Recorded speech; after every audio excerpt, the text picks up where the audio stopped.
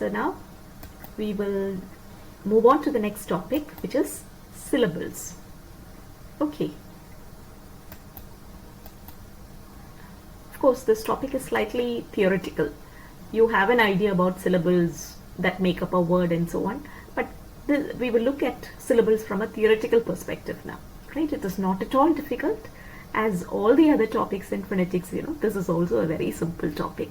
You just need to pay attention, understand once, and then you will never forget this. You will be able to teach this paper to anyone, in turn, right? So now we look at syllables. What is a syllable? It can be defined as a unit of sound uttered with a single puff of breath, okay? And it can form a part or the entire word. It can form the word or a part of the word. Again, what do you mean by a puff of breath? See, earlier when we looked at airstream mechanism, we said that most of the speech sounds in world languages are produced with the pulmonic aggressive airstream mechanism, meaning the air from the lungs, is converted into speech sound and released into the atmosphere. Okay, so English and Malayalam and most of the languages that we know, Indian languages that we know, have sounds that are produced with air from the lungs. But how does the air come out from the lungs? Not as a continuous stream. We spoke about a moving stream of air that produces speech sound.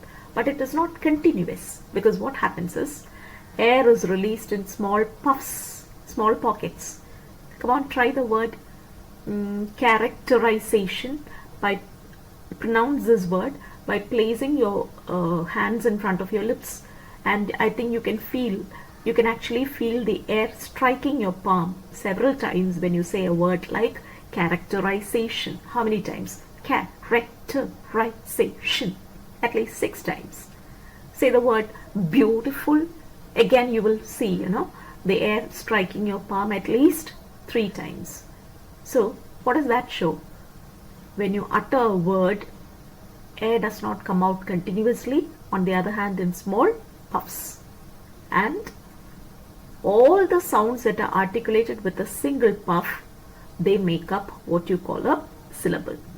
Sometimes a syllable may have only one sound, but sometimes the syllable can have more than.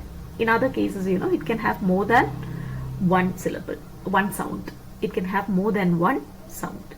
So, a single sound or several sounds that are articulated with a single puff of breath, is what a syllable is. Alright? And when you look at the linguistic hierarchy, you can say that the smallest unit is the phoneme or the speech sound. And what do you find next in hierarchy or just above the phoneme? It is the syllable. Okay, so the syllable is next in hierarchy to the phoneme. Sometimes you will have a syllable with just one phoneme. But there are syllables where more than one phoneme, they combine. 2 or more phonemes combine to form the syllable. So, definitely the syllable is higher in hierarchy to the phoneme. Alright? Phoneme is the smallest unit. Then, let us look at the components or the constituent elements of a phoneme, of a syllable. Not a phoneme, constituent elements of a syllable. What is a syllable made of? It is made up of a nucleus, or it is referred to as peak. The nucleus is otherwise called peak. Nucleus. Just think of the structure of the syllable as that of an atom. What is the most important constituent of an element of an atom? It is the nucleus. Can an atom have 2 nuclei? No, usually no. Every atom has only one nucleus. So also a syllable, Again, what do you mean by the nucleus of something? That is the most important aspect. That is referred to as the nucleus. All the others are only marginal elements, but the atom cannot survive without the nucleus. So also our syllable, it cannot survive without the nucleus or the peak. So what usually constitutes the nucleus? It is a vowel sound. So when you say that, every syllable has a nucleus which is mandatory, which is compulsory, which is obligatory, which is an essential element in the syllable. What do we refer to as the nucleus or the peak? The vowel in the syllable is known as the nucleus. So don't worry, don't start with the nucleus or the peak. You can say that every syllable has a vowel sound, and the vowel sound is referred to as the nucleus. Why do you call it the nucleus? Only because it is the most essential aspect of the syllable. Got it? And the nucleus is also referred to as peak. It is sometimes called peak. You got it? What is the most essential element? It is the vowel. And earlier when I brought in the analogy of the atom, I said, an atom cannot have two nuclei. Don't ask me about nuclear fission and so on. Okay, that is, in an atom bomb you have, nuclear fission, multiplication of multiplying nuclei and so on. So don't ask me about that. In the normal case, every atom has only one nucleus, so also the syllable. There is only one vowel in a syllable. If there are two vowels that occur together within a word, you can be sure that they belong to two different syllables, because every syllable has only one vowel, which is the nucleus. So if you have the nucleus, you also have the outer elements or the marginal elements.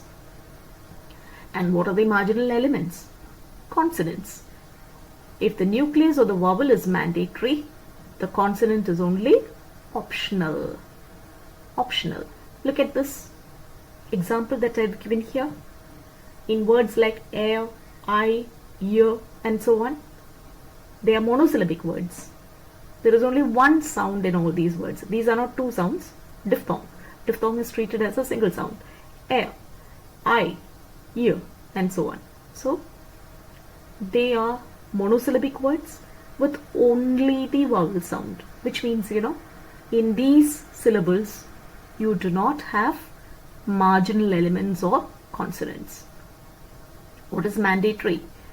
What is mandatory is the vowel or the nucleus. Okay, and when you write the structure of the syllable, the nucleus is always symbolized V and the marginal elements as C. Okay, it is not difficult. It is not at all difficult, because as I take up the next slide, you will understand why it is.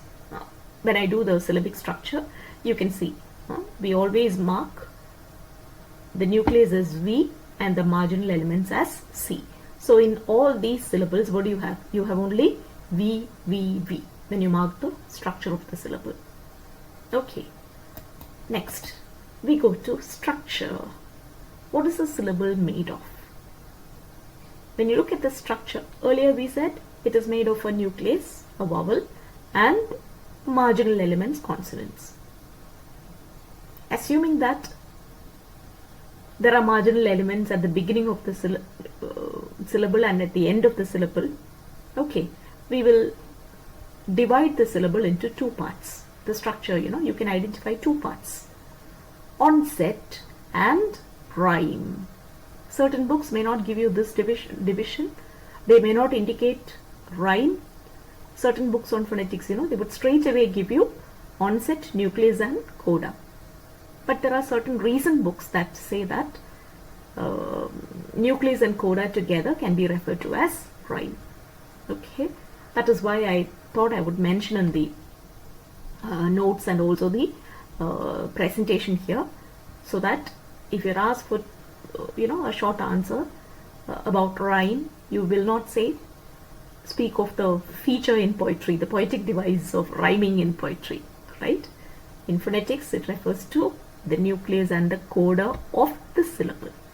Okay, so what is it made of?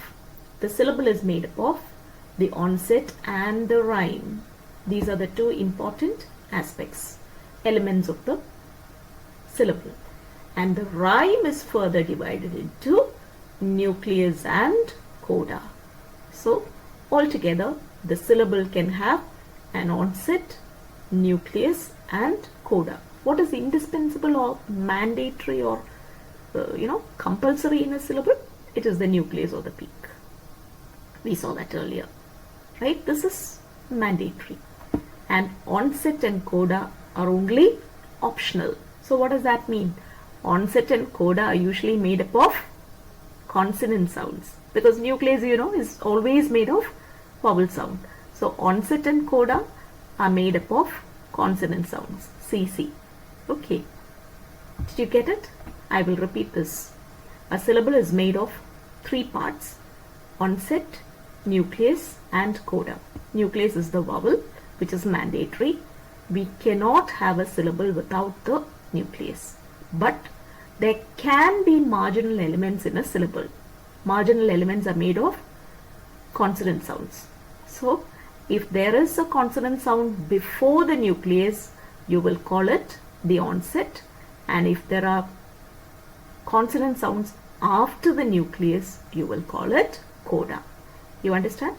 So onset and coda are not mandatory in a syllable. In a word like I, EYE, there is no onset, there is no coda, there is only the nucleus. Okay, now let's look at the next one. So what is the onset? The consonant that begins a syllable is known as the onset. Simple, isn't it? It can also be called releasing consonant. Okay, what do you call it? Releasing consonant. Onset or releasing consonant. In these examples you can see this is a monosyllabic word. It has only one syllable and the first sound is R. I is the nucleus. So you have an onset here. Here, highly. There are 2 syllables here. Be careful. There are 2 syllables in this word. High is the first syllable. Li is the second syllable. So how many onsets do you have in this word highly? 2. Because the first syllable has her as the onset and the second syllable has l as the onset. What do you mean by onset? Consonants that come before the nucleus. Okay, consonants that occur before the nucleus or consonants that begin the syllable. It can sometimes be 2 consonants, It can be 1 consonant or sometimes 2 consonants that begin the syllable. Now take this word about. About. There are 2 syllables. How can you say there are 2 syllables here? Just count the number of vowel sounds here, and you can make out that there are 2 syllables. This is the first syllable and this is the second syllable. Why do I say that you can just count the number of vowels and say that these are the number of syllables in this word? Because every syllable has only 1 vowel sound. So roughly speaking, count the number of vowel sounds and you can say there are so many syllables in this word. So here you have 2 syllables, and the first syllable has only the nucleus. What about the second syllable? It has an onset, right? A consonant sound that begins the syllable. Or you can also put it as consonants that occur before the nucleus. T occurs after the nucleus, or this is a consonant that ends the nucleus, right? Ends the syllable. It occurs after the nucleus. So I have demonstrated, or I have given examples of consonants that function as the releasing consonant or the onset. Alright, sometimes there may be no releasing consonant in a syllable. Okay, for instance, this one does not have a releasing consonant. This in about is a single syllable. It does not have a releasing consonant. It does not have an onset, in which case you say that the syllable has 0 onset. It has no releasing consonant. Take this word 8, monosyllabic. The first sound itself is the nucleus. There is no consonant that begins the syllable. Understood? Onset. Rhyme can be further classified into nucleus and coda. I'm not going to explain the nucleus because we already said it is the vowel. It is also called the peak. Nucleus or peak is the vowel. Okay. And sometimes you will have a syllable with only the nucleus. What example comes to your mind? Yes, the previous example, right? In this word about, there is only the vowel making up this syllable. There is nothing else. And such a syllable is known as minimum syllable. Even I, ear, air. Even in a very long word, yeah, even in a polysyllabic word, sometimes you might have a single syllable which has no consonant. Only the nucleus or the vowel. And what do you call such syllables? Minimum syllable. Alright. We will take up coda now. I'm sure you already know what a coda is. A consonant that occurs after the nucleus, or a consonant that ends the syllable. It is also referred to as arresting consonants. Understood? I give you all these alternate terms, because they could appear for the exam. The person who sets a question paper might ask you what is a coda. Another setter might ask what are arresting consonants. So that is why I give you all these terms. If you refer to just one book, you may not find both these terms. A particular book might just stick to coda or just arresting consonants. Okay, I just wanted to familiarize you with both these terms. So what is the coda? The consonants that occur after the nucleus, or the consonants that end the syllable. Not a consonant, consonants. Okay. Take this word stand. How many syllables? There is only one vowel here, so one syllable, monosyllabic. How many releasing consonants do you have? 2. What about arresting consonants or coda? 2 again. So it is not just one consonant that occurs after the nucleus. Any number of consonants that occur after the nucleus in a syllable are referred to as arresting consonants or coda. Onset refers to consonants before the nucleus. Coda refers to consonants after the nucleus, but all within a single syllable. Alright? Then, based on the presence or absence of the coda, what do you mean by coda? Consonant sounds that occur after the nucleus. Depending on the presence or absence, syllables are classified into two as, or categorized into two as closed syllable and open syllable. Closed and open syllables you have. What is a closed syllable? It is one which has a coda or which ends in an arresting consonant. And an open syllable or a free syllable is a syllable that ends in the nucleus itself. Look at this word, stay. Monosyllabic. You have onset. 2 consonants making up the onset. After that comes the nucleus A, diphthong A. And do you have coda here? No, there is no coda. So when there is 0 coda, earlier we spoke about 0 onset. A syllable need not have an onset, in which case we refer to the syllable as 0 onset. And this here you can have 0 coda too, which means the syllable will end in the nucleus itself, or it will end in the vowel. And such a syllable is referred to as open syllable or free syllable. Understood? There are several terms that are used for open syllable. It has 0 coda, it is referred to as open syllable or free syllable. Or they might even ask you, what is 0 coda? A syllable that has no arresting consonant or terminating consonant. Of course, they don't use the term terminating consonant. It's always referred to as coda or arresting consonant. Understood? Easy, isn't it? Yes. Now let us take the onset and coda in English. What kind of occurrence do you have for the onset position, and what kind of occurrence do you have for coda position? Say in English, at the onset position, you can have a maximum of 3 consonants. It is possible to have 1 consonant. Sand. When you say sand, monosyllabic, what is the onset? S. Stand, 2 phonemes, S and T in the onset position. But what is the maximum number of consonants you can have in the onset position? It is 3. Strand, splash, scream, etc. You will find plenty of other examples too in English, where you have monosyllabic words, or not necessarily monosyllabic words. A syllable has 3 consonants as the onset. Then what is the maximum number of consonants that you can have? What is the minimum number? There is no minimum number. You can even have 0. You can have a consonant that does not have a coda, 0 coda.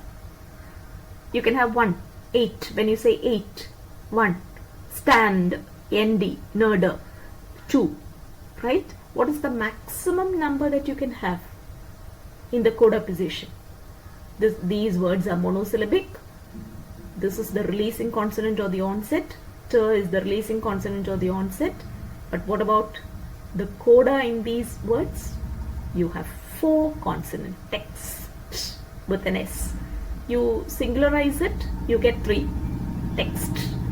Pluralize it, you get text.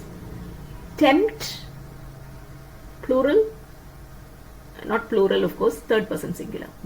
Tempts. Right? What do you get there? 4 consonants making up the arresting consonants or the coda. This is the maximum that English permits. Keep this in mind. Then, now we come to how will you label the structure of the syllable? By marking all the nuclei as V and the marginal elements as C. See, I have given you examples here of words that are monosyllabic. All these words are monosyllabic. Understood? All these words are monosyllabic. This word has only the nucleus V. Next, V, V, C. C, V. What about bat? C, V, C. What about sand? C, V, C, C. Banks? C, V, C, C, C. C, V, C, C, C, C. Maximum number. C, C, V, C. I finished with all single consonants in the onset position. This, is very easy. You don't have to mug it up. First there is only V, and then there is V and C and V. Understood? Then all the 3 positions. C, V, C. Then keep a single onset and think of 2 coda, 3 coda, maximum 4 coda. Then take the onset position. You're finished with single onset. Take double onset. Double onset in the sense 2 consonants there in the onset position. Finish off all those possibilities. You can have 1. Oh, I forgot one. It is also possible for us to say stay, S-T-A-Y. C-C-V without C. Right? When you say stay, S-T-A-Y. What is the structure? C-C-V. Add that to this. And then you have all these possible structures. How do you normally separate the syllables in a disyllabic or a trisyllabic words when you write the syllabic structure in this manner? You just separate the syllables with a hyphen. Okay. So if you say stately, stately, S-T-A-T-E-L-Y, stately, Lee would be the next syllable. And how will you mark it? With a hyphen and Lee, C-V, hyphen C-V. So when you write the syllabic structure, you need to demarcate or separate the syllables using hyphens, not slashes. Okay, so much for syllabic structure. It is simple, isn't it? I think I will do the rest of it in the next class, because it could be a little too much for you. Shall we revise quickly? Unit of sound uttered with a single puff of breath. Made of vowel, which is mandatory and referred to as the nucleus or the peak. Consonants can be optional and they are called marginal elements. When you take the structure of the syllable, you have the onset and the rhyme. Rhyme further divided into nucleus and coda. So what is important in the syllable? Is it the onset or the rhyme? Rhyme is important. Every syllable will have a rhyme because it is the rhyme that carries the nucleus. Okay.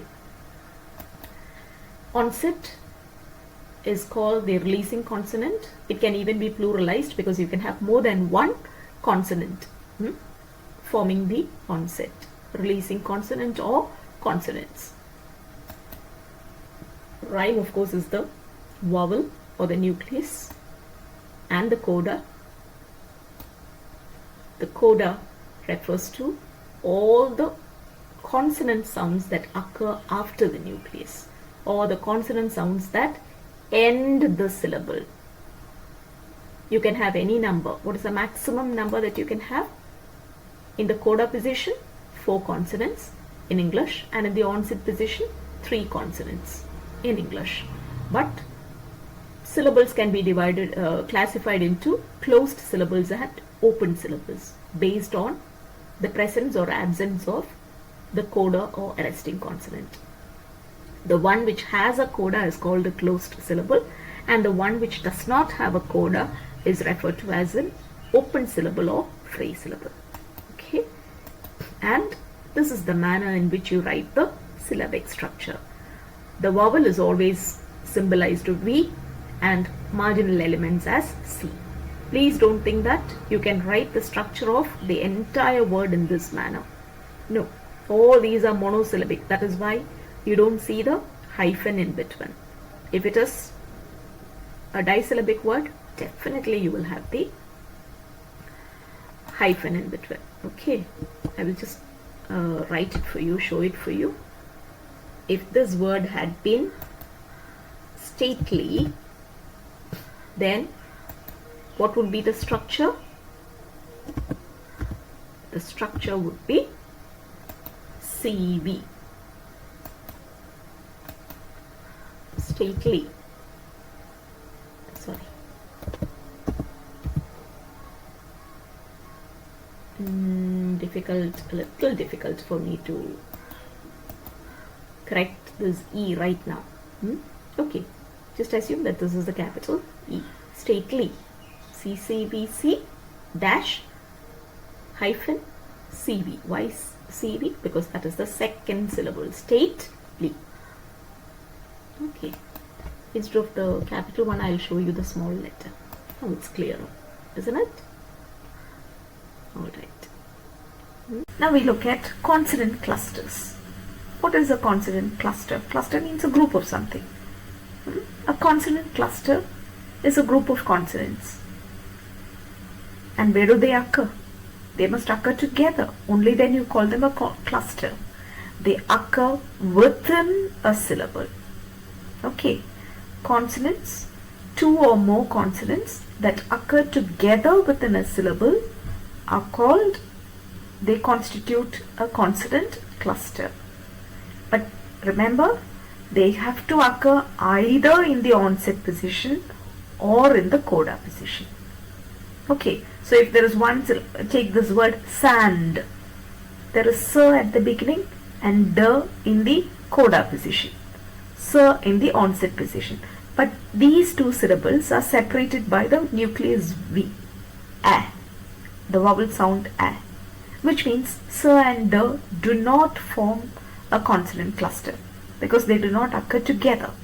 So the consonants that occur together, there should be at least two consonants, two or more consonants that occur together within a syllable are referred to as consonant clusters. Okay, they form a consonant cluster. The cluster can occur either in the onset position or in the coda position. Sometimes within a syllable you will have a consonant cluster in both onset and coda position. Okay, so an onset with more than one consonant is called a branching onset, or the coda with more than one consonant is called branching coda. Okay, so if there is a cluster in the onset position, you call it branching onset, and if there is a cluster, coda with more than one consonant means there is a cluster there, right? So the coda with the consonant cluster, or the consonant cluster in the coda position, is called the branching coda. In all these examples you have, see, in stand you have both branching onset and branching coda, or consonant clusters in both the onset and coda position. What about this word strap?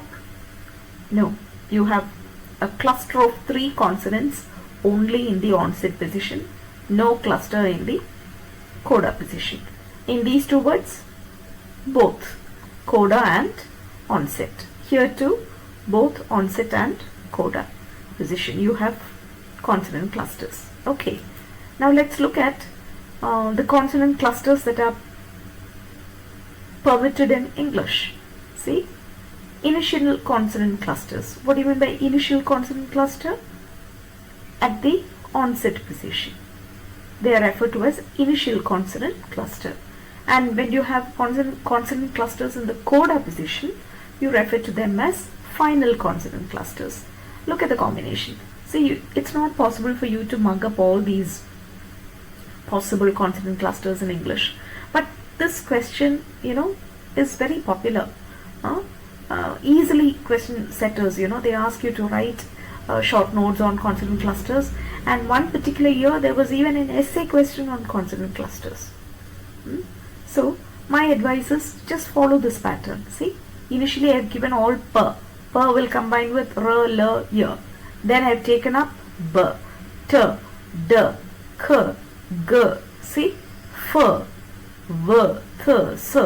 So arrange the sounds accordingly and see how they will match. Will they p, b? No. P, t? No. P, d? No. P, k? No. When you take all the combinations possible, when you combine, p with all the other consonants, the first consonant that you will come across is l, that matches with p, that will combine with p to form an onset, play. The next sound that will match is r and p and r together, and next p, y. In the initial consonant cluster, p will combine only with r, l and y. You can just try it out, one by one. So also with b. So also with t. T does not combine with l. See, even though you have p, l, there is no t, l. Okay, instead you have t, w, twine, twin, etc. Alright, this is how you have to, whereas these are more or less the sounds that combine with the plosives to form consonant clusters. Which are the sounds? R, L, Y and W. Okay, so you don't have to start with per, bird, per, t, right? These are the four sounds that combine, R, L, Y and W, that combine with the plosives in order to form consonant clusters, where at the initial position or at the onset position. See, again, when it comes to s, of course, you have other consonants also that combine with s. See, lots of them. You have s, p, t, k. You can start p, t, k, m, n, l, w. Of course, l and w, they are there. Okay, then mostly from this list, what do you understand? Mostly r, l, y and w combine with consonants to form consonant clusters. Here you have 3 consonants, an onset with the maximum number of consonants permitted. And what is that? S, s. All of them begin with s. Next sound, p, t, k. And then third one, l, r, y and w. So combine. S, p, s. Okay. Combine in this manner and you will find examples also. Okay. Use your logic. It is not possible for you to mug up. On the other hand, write down the plosives one by one. P, b, t, d, k, g. See whether they match with r, l, y and w. The exception is s when you have other sounds also combining with s. And then you need to look at even these sounds, the ones with 3 consonants forming the cluster in the onset position. Okay, all of them begin with s. Then you have 2 with p, 2 with t and 2 with k. And try out l, r, y and w. Okay, so using this logic you will be able to write the initial. Now what about the final consonant clusters? Lots and lots of them. You can use more or less the same logic and find out, P. Now do you see something? It is the second letter that we follow in order. P, b, t, t, d, lots of words with d, then k, after that no g, ch, j, f, v, th, lots of sounds where you have combining with lots of clusters where th combines with other consonants to form final consonant cluster or coda. Okay, so I'm sure you can easily make out the logic in which this is arranged, isn't it? After th you have s, z, then you have 3 consonant clusters here. Sorry, not 3 consonant clusters, a cluster with 3 consonants. DST, k, d, s, t, k, s, t, s, k, t, asked, m, p, t, and how many consonant clusters here?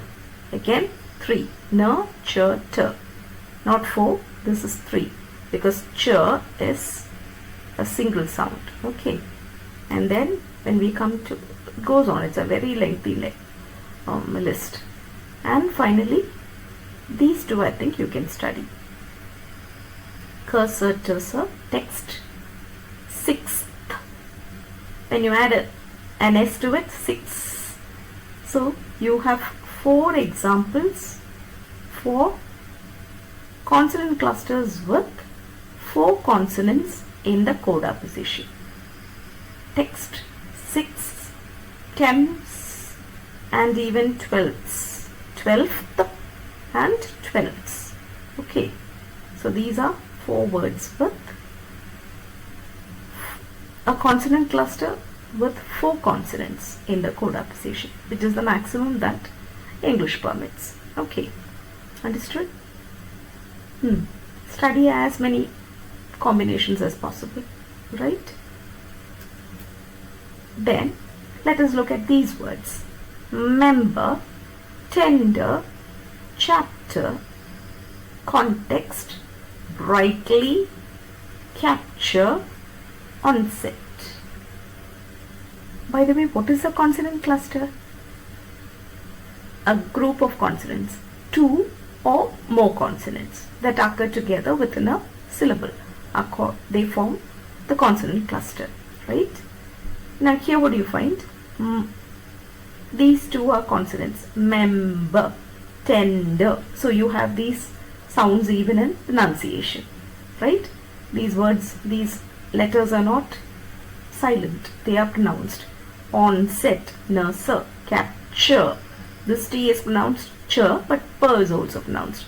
So you have a combination of 2 consonants in all these words. Brightly, GH of course is silent, T and L are pronounced. So you have 2 consonant letters in all these words occurring together. Do they form a cluster? What is your answer? Yes or no? Do you say yes? If you say no, you're right. If you say yes, I'll explain why you are wrong. In the next sentence, in the next slide, now I have written the transcription and I have separated the syllables too with a hyphen. By the way, what is a syllable? Unit of sounds occurred in a single puff of breath. Come on, pronounce the word member. Which sounds are articulated in the first puff? Mem. In the second one, b. First one, ten. Second, d. First chap. In the second puff, t. Right? You can't say chapter with a single puff of breath. You can't utter tender with a single puff of breath. Place your palm against your mouth and feel the number of times the air strikes your palm. You will feel it twice, which means all these words are articulated with two puffs, or there are two syllables in each of these words. And where does the syllable break come? It comes between merber, nurter, perch, perter, nurter. See, this is exactly. So from that, would you understand? Even though they occur together within the word, they belong to two different syllables. Only consonant sounds that occur together within a syllable form a consonant cluster. But here, m and b occur together within a word, but not within a syllable. They belong to two different syllables. What do you call such consonants? They do not form a consonant cluster. On the other hand, you refer to them as abutting consonants. What do you call them? Abutting. This is actually a phrase from, you might have seen, goats fighting. What do they fight with? With their horns, right? And those horns of those rams and goats, are called butts. They hit with their horns. And what happens when they do that? Because of the force of the collision, they will be thrown apart. Okay. And here too, two consonants come together within the word, but they are thrown apart because of the tension, or whatever you want to call it. They are thrown apart. Why do you say they are thrown apart? They belong to two different syllables. Okay. That is probably why we refer to them as abutting consonants. What do you call them? Abutting consonants. Two consonants that occur together within a word but belong to different syllables are called abutting consonants. Okay, so those who thought that member, tender, chapter, context, brightly, capture and onset have consonant clusters, please remember, before deciding whether two consonants form a cluster, you need to articulate and see whether both the consonants belong to the same syllable. Okay? If not, they are abutting consonants. Okay? Alright. Idea is simple, isn't it? See, theory is not at all difficult in phonetics. If you just pay a little attention, understand, theory is very, very easy. Okay. Now let's move on. This concept. All along I've been telling you that the nucleus of the syllable is always a vowel sound. Right? No syllable can exist without a vowel. I said the vowel is obligatory, it's mandatory, it is central, it is the most important element in a syllable, and that is why we call it the nucleus. Right? I went on and on about it. But now I'm going to make a small correction there. Very rarely, okay, I don't want to say very rarely, I'll just say sometimes, and mostly rarely. Okay, sometimes in the absence of a vowel sound, three consonants in English. Okay, three consonants in English. They are M, N, L. M, N, L. And what is distinguishing about these sounds? M, N, L have the same sonority of vowels. Sonority, musical quality. Why do they have the musical quality of vowels? Because they can be prolonged, the pronunciation. When you say air escapes continuously through the nose. There is oral closure, but air escapes continuously through the nose. So you can go on saying you hum. Sometimes you hum songs. Okay. Till you lose your breath, you can go on humming. So also, but you can go on till you lose your breath. What about L? Does it have the musical quality of a vowel? Yes. Why is it so? Because L has only partial closure, and even though the tongue touches the alveolar ridge, the sides of the tongue are lowered and air escapes continuously, which means you can pronounce L till you lose your breath, which means these three sounds N, L have the vowel-like quality, have the musical quality of vowels.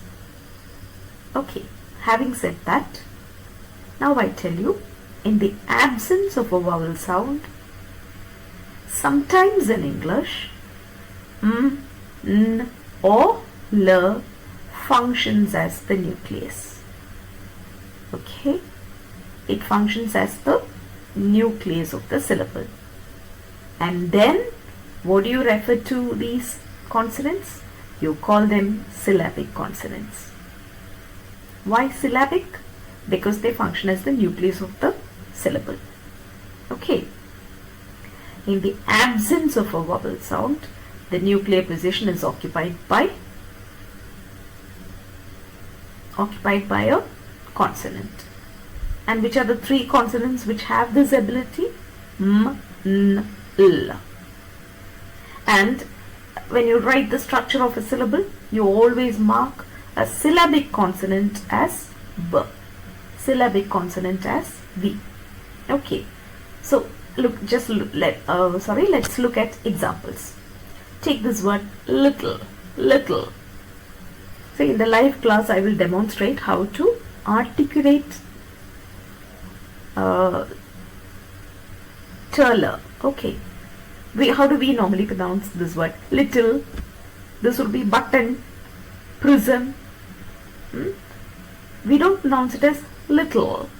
We say little.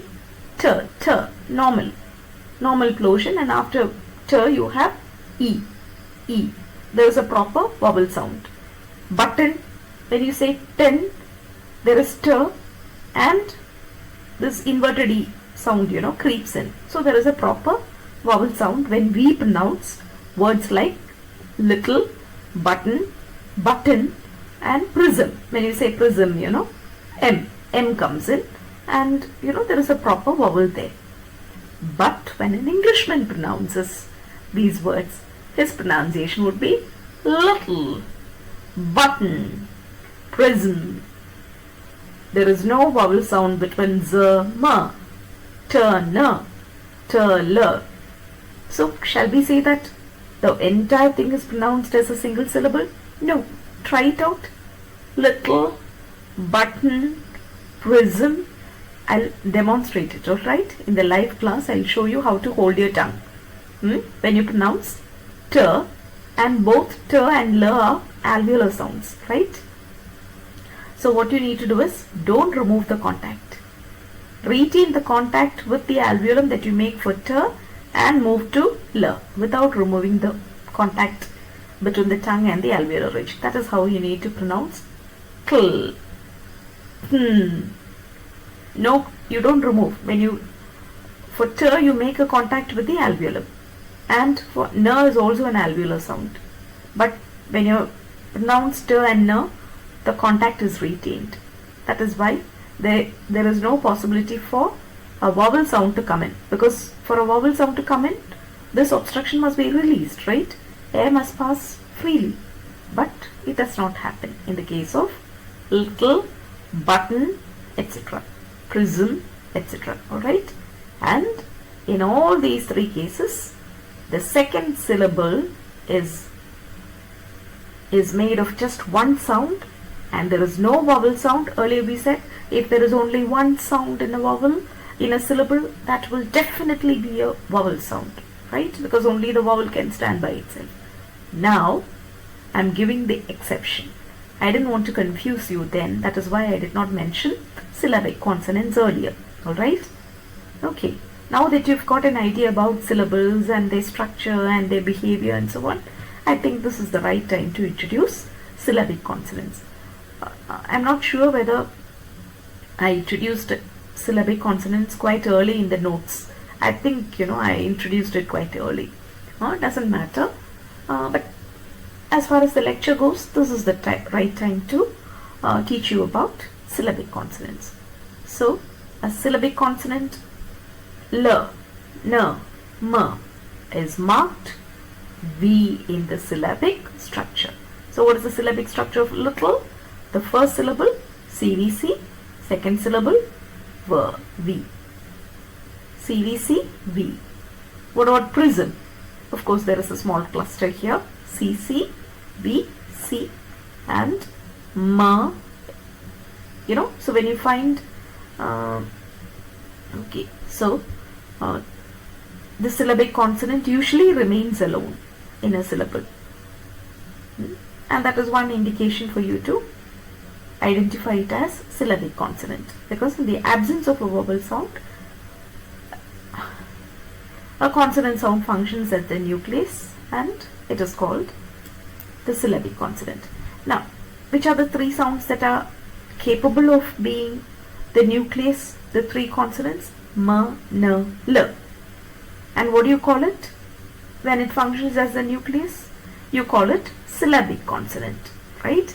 Now in this slide, I have shown you the difference between syllabic M, N, L and non-syllabic M, N, L, right? So after listening to the concept of syllabic consonants, you know what my students will do? Wherever you find M, you will think it is syllabic. Wherever you find N, you will think it is syllabic. No. Only when it stands alone in a syllable. Look at this word meat. How many syllables do you have? Only one syllable. And what is the structure of that syllable? CVC.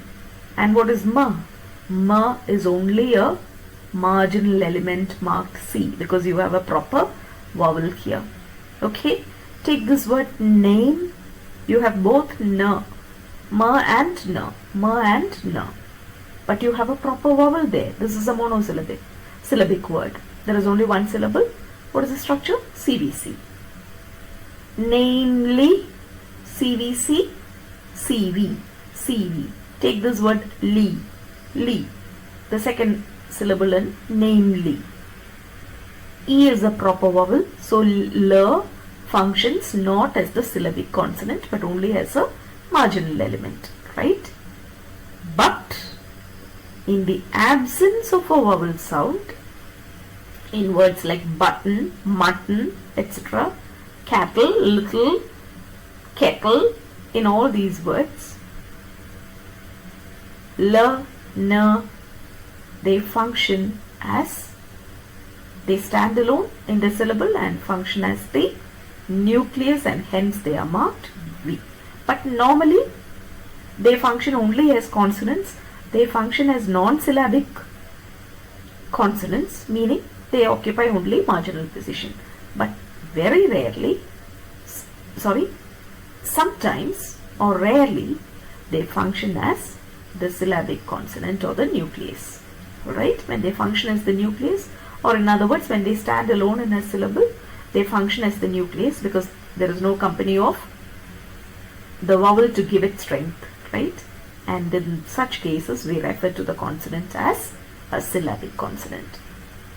That doesn't mean that wherever you come across M, N, L, you mark it as V, No, only when it stands alone, forming the nucleus. Otherwise, it only remains in all these words. And namely, you get all the three sounds. M, N, L. That's why I took this word, namely.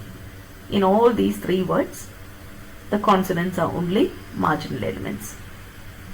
This is the onset, this is the coda of the first syllable, and L is the onset of the second syllable, but functions only as normal consonant. But mutton and kettle, N and L, function as the nucleus, and they are marked V. Okay, did you understand the difference? Okay.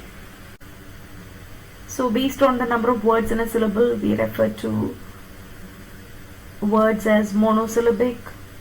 If there is one syllable, if there are two syllables, we call it a disyllabic word. Three, trisyllabic. Four or more, you refer to the word as a polysyllabic word. Okay.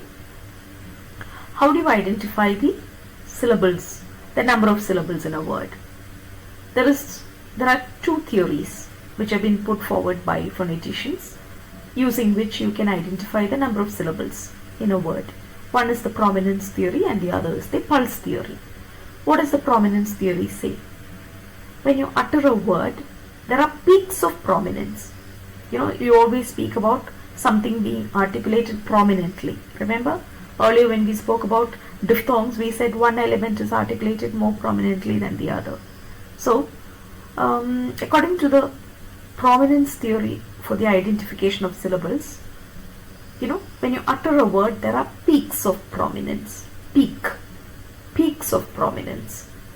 And every peak has a vowel in it. Every peak has a vowel in it, because it is always the vowel sound or the nucleus that is articulated in a very clear manner. Okay? And not the consonants. Of course, consonants are also heard. Otherwise, you would not be able to distinguish between one word and another. But then, which are the ones that are articulated with force?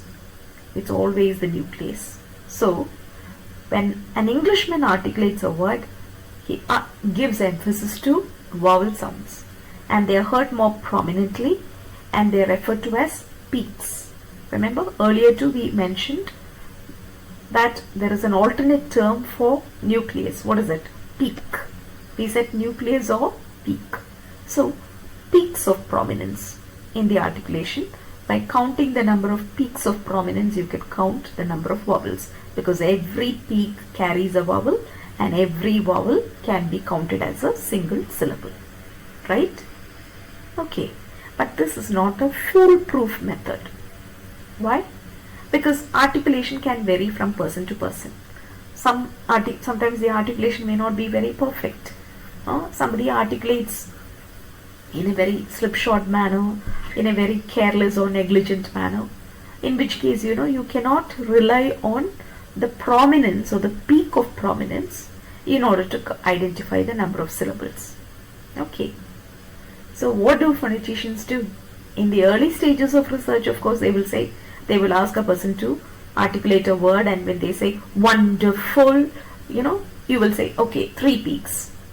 But in order to finalize the number of syllables in a word, a phonetician would only make use of electronic equipment. Okay? And that is what is referred to as the pulse theory. According to the pulse theory, the number of syllables in a word can be identified in an accurate manner using the chest pulse, by recording the chest pulse. How do you record chest pulse? Which is related to the muscular activity in the chest. You know that words are articulated with air coming out of the lungs, and air is released in small puffs, and the chest activity involved in releasing these small puffs will get recorded as chest pulse. In what sort of an equipment? An electromyography machine. Okay, you have electrocardiography machine, electrocardiography machine, ECG and so on. You have electromyography machine which actually records chest pulses. What is this chest pulse? The activity of releasing a small puff of breath is called a chest pulse, and that gets recorded as chest pulses in the electromyography machine. And we know that syllables are articulated and small. A syllable is articulated with a single puff of breath. So when I utter a word and the electromyograph records 3 chest pulses, that means 3 puffs of breath were released by the lungs, and that will be equal to the number of syllables. Okay, so I say wonderful, immediately the electromyography machine would record 3 chest pulses because 3 puffs of breath were released. Okay, so this is considered a scientific method or a foolproof method of identifying the number of counting the number of syllables in a word. Okay, so identification of syllables is done using the prominence theory, which is not very reliable. It is not accurate. Why? It is only based on articulation, identifying the peaks of prominence in the articulation of a word. Because every peak contains a vowel, you can say that by counting the number of peaks, you can count the number of vowels, and by counting the number of vowels, you can arrive at the number of syllables. But this, is unreliable. But pulse theory, which is based on, where identification of syllables is based on muscular activity in the chest, 1 puff of breath is equal to 1 chest pulse. 1 puff of breath is equal to 1 syllable. By counting the number of chest pulses using electromyography machine, you can identify in an accurate manner the number of syllables in a word. Okay, so this is what you do for identification.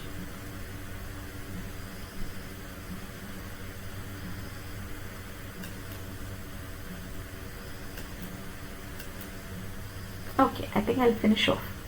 I was wondering whether I should stop. No, I'll finish off. Then, let us talk about syllabic division. A word may have not just 1 syllable. It could be disyllabic, trisyllabic, polysyllabic, and there could be any number of consonants between vowels. So, where exactly do you divide a syllable? Okay, where exactly do you mark the syllabic divisions within a word? A word which has at least 2 syllables. If it's a monosyllabic word, there is no question of a word syllabic division. There is only 1 syllable in the word. But if there are 2 syllables or 3 syllables, then definitely between 2 syllables, you need to mark where exactly the syllabic division comes. Where one ends and the other starts. I will give you a hint regarding that. Okay, let's take this word leading. Leading. I have written the transcription here, leading. Right?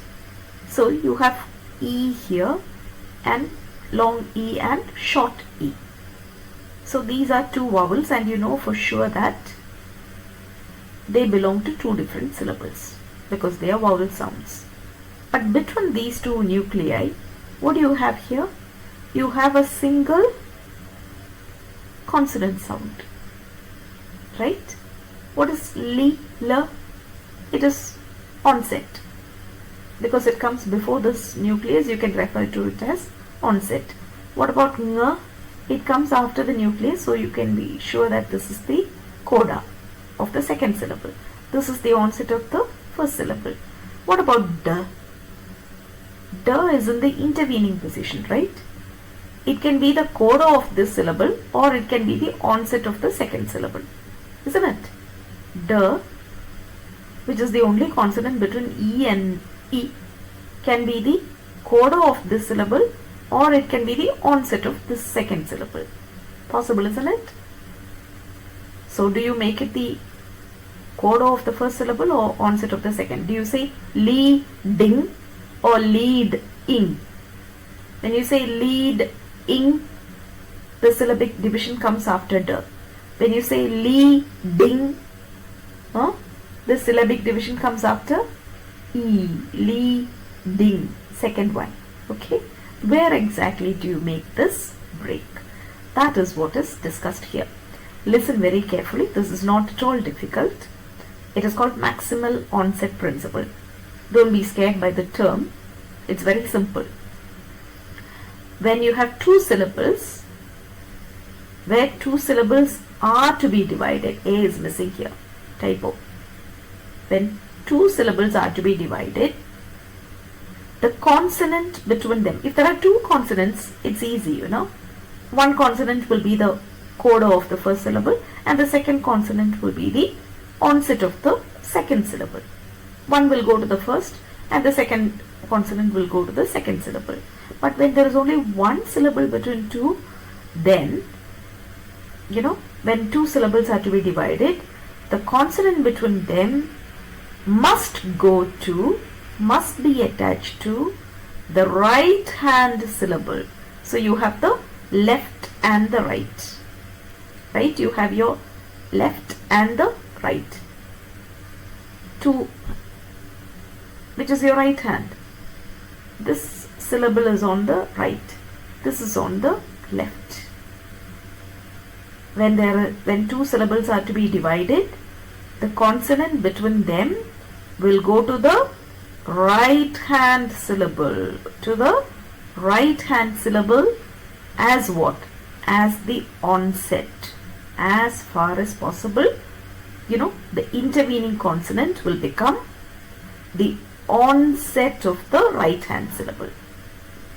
Okay, that is because there is this principle which says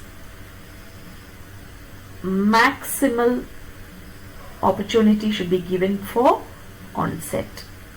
Okay, that is maximal onset principle insists that as far as possible a consonant in the intervening position between two nuclei must become not the coda of the first syllable but the onset of the second syllable. That is what you refer to as maximal onset principle. The intervening consonant must ideally be made what? The onset. Can this d be the onset of the first syllable? Not possible. Because where does it occur? It occurs only after the nucleus. So at the most it can only remain as the coda of the first syllable. It can never become the onset. But according to the maximal onset principle, the intervening consonant, you know, should not be made coda. It should be made the onset of the right hand syllable. Understood? Now do you understand why I have written the structure as this? That is, following the maximal onset principle, this intervening d becomes the onset of the right hand syllable. So structure would be CV, CVC. Understood? Simple, isn't it? കഴിയുന്നതും onset വേണം. Alright. അതാണ് അതിൻ്റെ ഉദ്ദേശം. Maximal onset principle. But remember, when there are two, when I say standing, right? You have n and d coming together, standing. N belongs to the first one and ding belongs to the second. There is no problem because there are two consonants. Only when there is one consonant, you have to make this decision whether to give it as the coda or the onset. According to the maximal onset principle, you make the intervening consonant the onset of the second syllable or the right hand syllable. Alright? Wait, it's not over. Okay, this is the first principle, alright. But before deciding whether it is the onset, okay, following the maximal onset principle, you said that d should be the onset of the second syllable or the right hand syllable. But before confirming it, you need to look at something. The previous vowel. What is the previous vowel? A long vowel as like E, right? A long vowel like E. Very cleverly I had chosen this word as an example, because in this word the definitely remains the onset of the second syllable. Okay, but as I said, before confirming it, you have to look at the previous syllable and see what is the nucleus, okay, of the previous syllable. And now I'll move on to the next slide and explain something. This is also about syllabic division. There is another rule which says that a syllable cannot end in a short vowel. A syllable cannot end in a short vowel like E, A, O, U, A. Here I have excluded one short vowel. Which one is it? Inverted E, A. It is possible for A to stand by itself in a syllable. Okay, this says a syllable cannot end in a short vowel. Let us take the previous word, leading. According to the maximal onset principle, you allotted the dirt to the right hand syllable. But what about the previous syllable? Lee. What is the structure? CV. Take the first syllable, CV, Lee. How does it end? It ends in a vowel, right? It ends in the nucleus. What do you call such a syllable? You call it a free syllable. Remember, open syllable or free syllable. Whereas this one is a closed one. A syllable which has coda is called a closed one. A syllable which does not have a coda is known as an open or a free syllable. The free syllable usually ends in a vowel sound.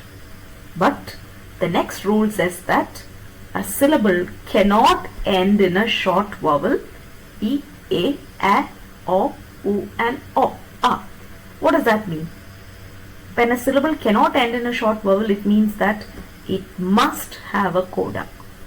That is what it means. It must have a coda. Okay. So, if the previous, so in such a case, what do?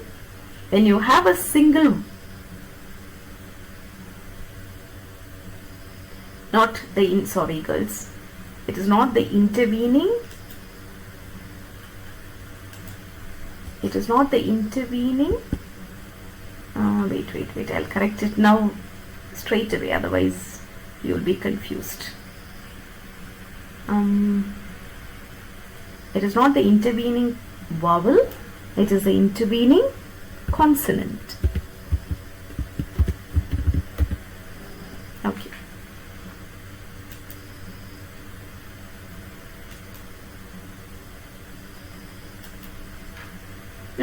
So the intervening consonant is given not as the onset of this right hand syllable.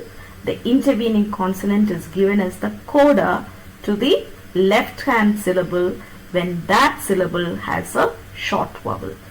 You understand? That is, instead of E, which is a long vowel, if it had been the short vowel, of course there is no word like leading, feeding, let us take feeling, feeling, this can be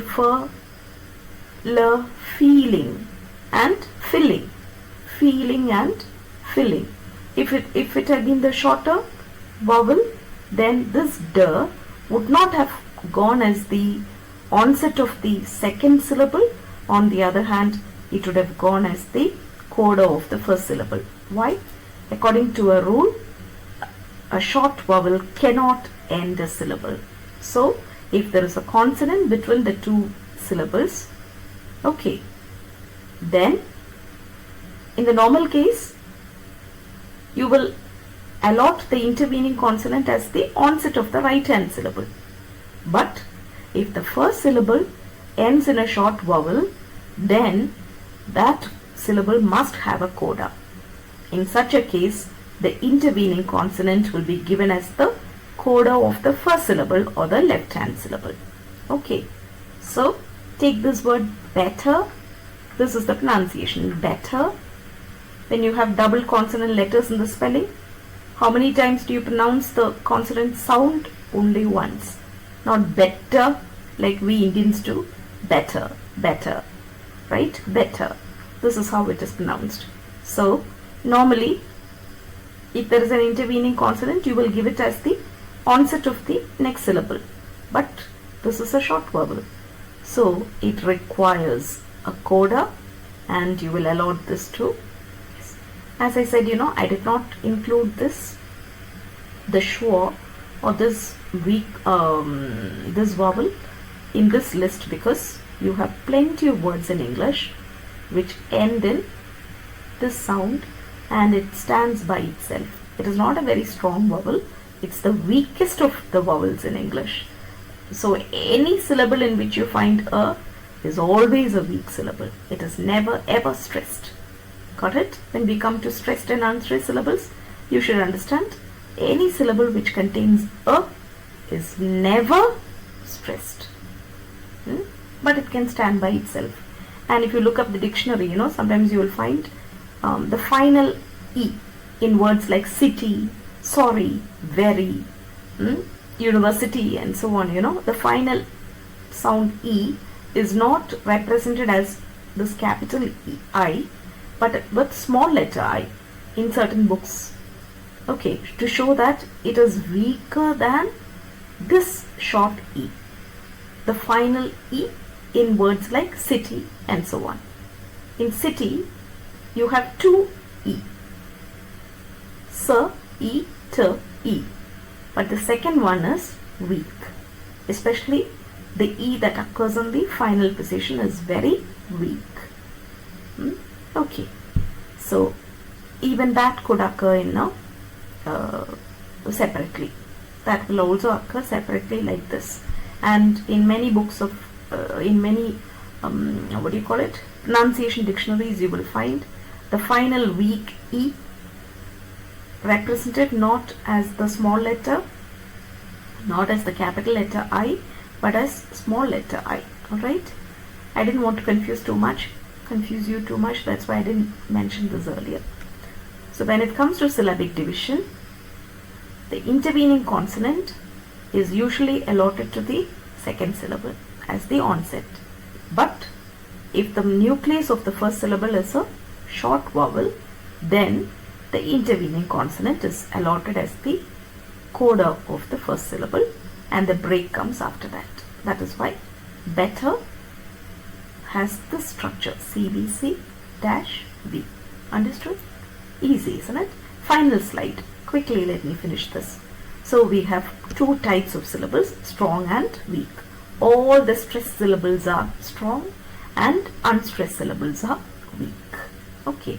We'll be taking up strong and weak syllables later when we do suprasegmental features of stress or accent. The suprasegmental feature of stress or accent, we will be taking up stressed and unstressed syllables. For the time being, just remember that all stressed syllables are strong and unstressed syllables are weak. An unstressed syllable, the most popular vowel in an unstressed syllable is inverted E or A, which is referred to as schwa. This is the name that is given to this symbol, and what do you call it? Schwa. And pronunciation A. A is the most commonly occurring vowel in a weak syllable. So this is a tip for you. When you transcribe and you need to mark the accent, if your transcription is correct and you have A in it, you can be 100% sure that the syllable will not be stressed, because in any syllable where A is the nucleus, the syllable remains unstressed. Okay, it's a weak syllable. Unstressed and stressed. So strong syllable usually will not have A. As I said, short small letter E and small letter U. What is a normal short you write it as the capital U, isn't it? Small letter U, where do you find it?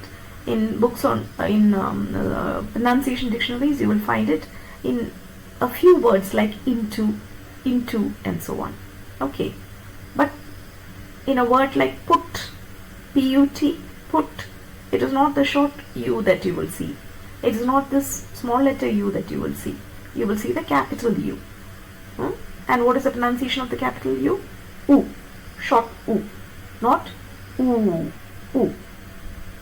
But that is a strong vowel. This one is a weak one which occurs only in the final position. This is city, this is into, etc. Okay, for this final U, you have very few words in English, and for this one, again you have all those words ending in a consonant and Y. City, very, sorry, marry, etc.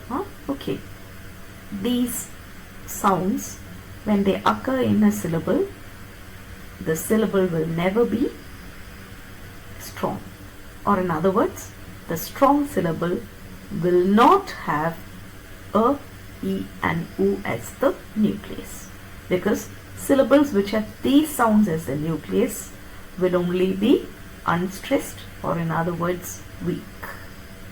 Okay, so if a strong syllable has these, it will definitely have a coda. This is what we explained in this slide.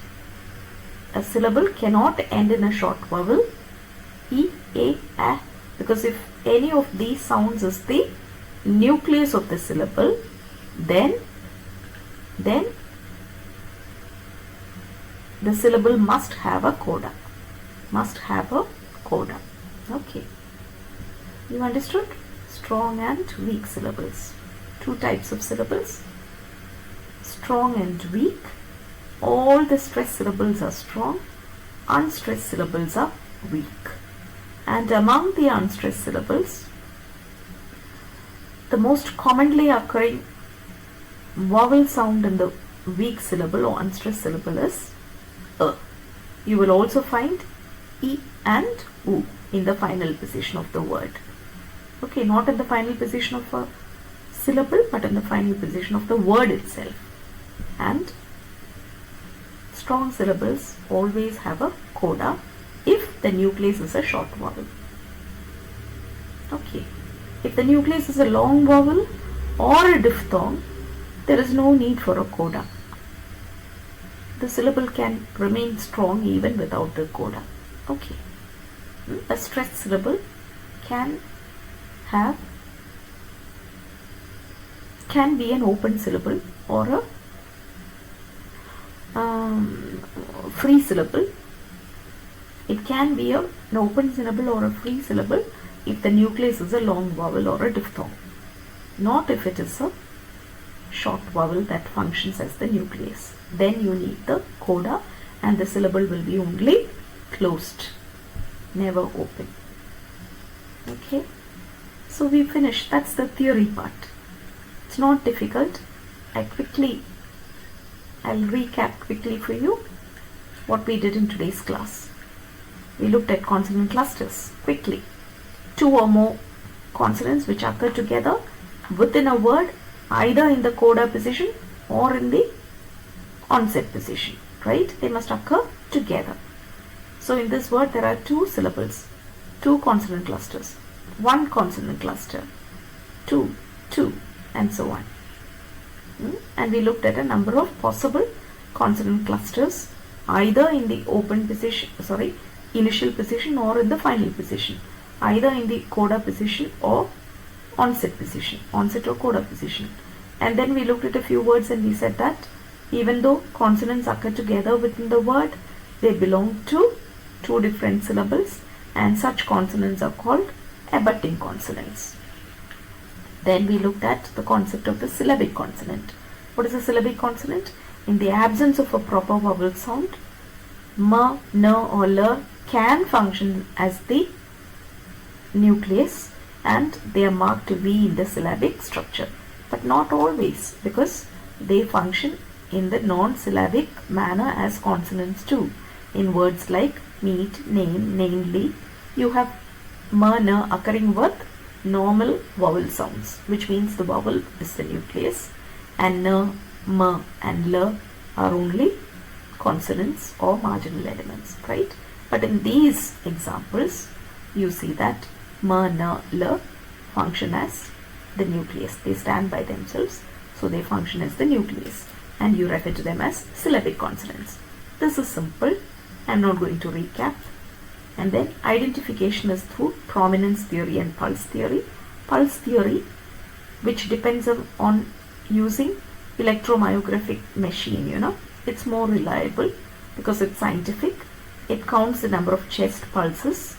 Every puff of breath is recorded as a chest pulse, and by counting, since a syllable is articulated with a single puff of breath, by counting the number of puffs of breath needed to articulate one word, you can count the number of syllables in it. Okay. And then syllabic division. According to the maximal onset principle, the intervening consonant is given as the onset of the right hand syllable. But there is also another rule which says when it is the short vowel that is the nucleus, there must be a coda.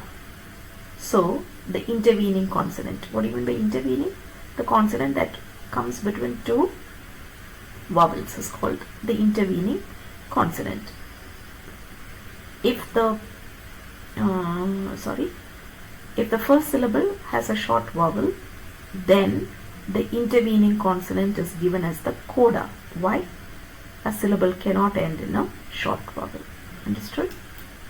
And we have two types of syllables, strong and weak. All stressed syllables are strong and unstressed syllables are weak. Okay. Revise this topic well. If you have doubts, I'll clear it for you in the live class. Alright? Thank you.